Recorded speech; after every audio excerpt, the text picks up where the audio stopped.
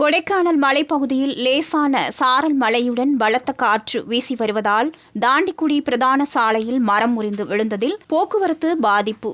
சாலையின் நடுவே வைக்கும் தடுப்புகள் காற்றின் வேகத்தில் கீழே விழுந்து வருகின்றன. பொதுமக்களின் இயல்பு வாழ்க்கை பாதிப்பு. திண்டுக்கல் மாவட்டம் கொடைக்கானல் மலைப்பகுதியில் நேற்று இரவு முதலே பலத்த காற்றுடன் கூடிய சாரல் மழையானது தொடர்ந்து பெய்து வருகிறது. இதன் காரணமாக ஆங்காங்கே மரங்கள் முறிந்து விழுந்து வருகின்றன. இதனையடுத்து கீழ்மலை கிராமங்களுக்கு செல்லக்கூடிய தாண்டிக்குடி மங்களக்கொம்பு பிரதான சாலையில் ராட்சத மரம் ஒன்று முறிந்து சாலையின் குறுக்கே விழுந்ததால் சுமார் 1 மணி நேரமாக போக்குவரத்து பாதிப்பு ஏற்பட்டது.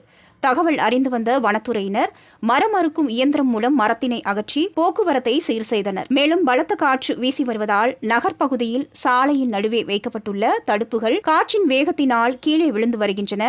மேலும் காற்றின் வேகத்தினால் பெயர் பலகைகள், பிளக்ஸ் பேனர்கள் கீழே விழும் நிலை ஏற்பட்டுள்ளது. மேலும் பலத்த காற்று தொடர்வதால் கடும் குளிரும் நிலவி வருகிறது. இதனால் பொதுமக்கள் குளிரை தாங்கும் ஆடைகளை அணிந்தவாறு நடமாடி வருகின்றனர்.